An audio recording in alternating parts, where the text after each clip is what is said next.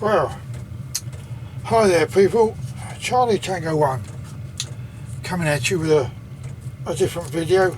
I haven't done any videos for quite some time now, but a lot of people have, I believe, been mentioning about this little stove. It comes from China, and here's the box that it came in,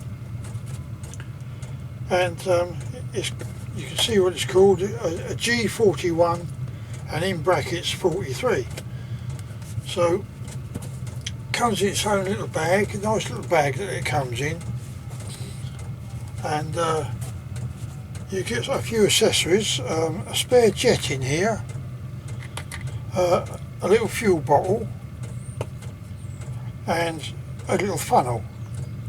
Now, one video I saw showed a spare flame spreader. This is a silent spreader, this one, but you get a spare flame spreader with it. Well, I haven't got one with this, so I'm hoping, I haven't tried it yet, but I'm hoping one of my flame spreaders that I've got from my Sphere 123s and 8Rs will fit it. But nevertheless, no one's done a review on any of these yet, so I thought, well, perhaps I'll do a review and give you my opinion of it. They're not that cheap really. They're dearer. I think come out about £60, I think. But you know me, I like my little stoves, so I thought I'd try this one. And it's let me turn it round so you see the model number or whatever it is, or I can just pick it up and bring it to you a bit.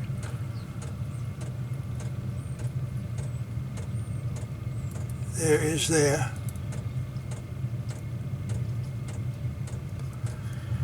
So let's put that on there. So what I've done is I've put a bit of methylated spirits in the priming bowl. I've used the camping gas, Coleman's, so I'm going to see how this goes. So without further ado, let's light this up.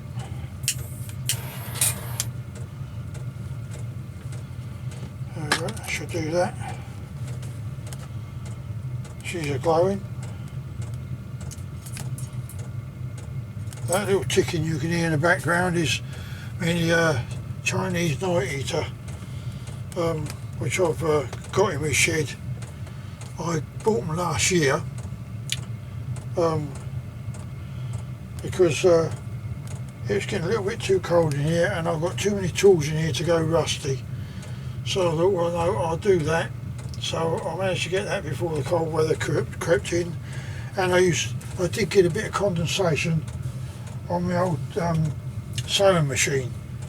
And I thought, well, that's too expensive to get that ruined, so that's when I decided to get these night heaters. I got one indoors as well, and it saves on my old electric and gas bills tremendously. Alright, so you've got to go and buy a couple of gallons of diesel now and again. You know, well, I can live with that. I'm going to let this go out. Let's just turn the light off for a minute. But if that helps or not, it might do. And, oh, take the key out. Don't leave the keys in, they get too hot. So, I've only used a couple of squirts of this thing in the priming bowl. We'll see how we go from there, really. So I'm just going to let it burn down and burn down. You can take, there's 3 screws here holding this windshield on, so you can get to undoing the stem that draws the fuel up. There is a wick inside it, and it works on the same principle as the the 8R and the Sphere 123R. So they're all of the same function. She's about to go out, I think, actually. There we go. Let's see if I can get it going now. Right, let's give this a try, shall we? Oh, let's undo it first. Oh, and there we have it. It's a nice little stove, isn't it? I'll turn the other lamp out.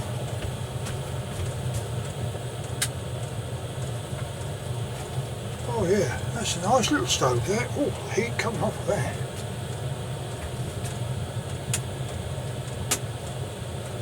So there you have it. You have got a pricker in here as well. I'm going to turn it off because we've all seen it going now. So yes, comments on that are welcome. I'm going to put a comment up on that video I saw with this one, because there's no comments or reviews on it whatsoever. The little pot stands, same as the Sphere 123 and 123R. Nice little silent burner. The flame is spread nicely. As I say, that's Coleman fuel I've put in there. The key, do not leave your key in, it does get hot very quick. The key is, I would say, the same size as the 123R and the 8R stove. The 123 key is very small, so that's what makes me think it's a 123R. It's a right angled valve, so it's got a needle in it to clear the jet should it get blocked or something. Made of stainless steel. Very nice little stove, I think. Yeah, I'd say just doing that for a little while, that got quite warm. But there we go, I'm going to put that in there. Oh, that one's hot. So I'll move that later, it's got a bit hot, that one. And I'll say that's my opinion of it. Oh, that one's gone hard, so hard it just has.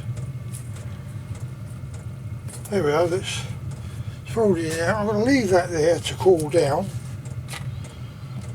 And put that there so you can see it again. You can get the model number from it, I should think. Oh, I'll put it on there for a minute. No, I'll leave it there. And yeah, I think it's a nice little stove.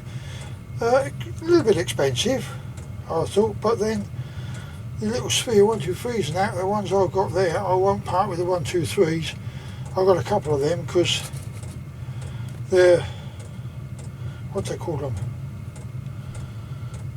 ancient now. So it's vintage, that's what they are, they're vintage now, and the 123R. So I won't be getting rid of them. And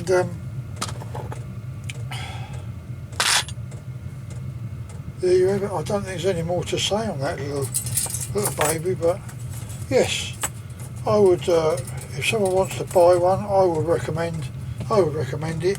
It's a nice little stove. The priming bowl, which is within the tank, is a nice deep one, so you don't have to fill it right up. As I say, I only used 2 squirts, and that brought it about halfway up, which is enough to vaporise the fuel in the stem. So, as I say, it's got a wick inside, and other than taking this off, I think you'd have to take this windshield off to be able to get to the bowl, or it might just be tight, and open these pot stands out. You might be able to get it with a pair of gloves and open it that way. I really don't know, but it's separate from the stem. So there we are, just my opinion of that little stove, which is very nice. And they've got some, this one come from the north somewhere, so they haven't got to be shipped over.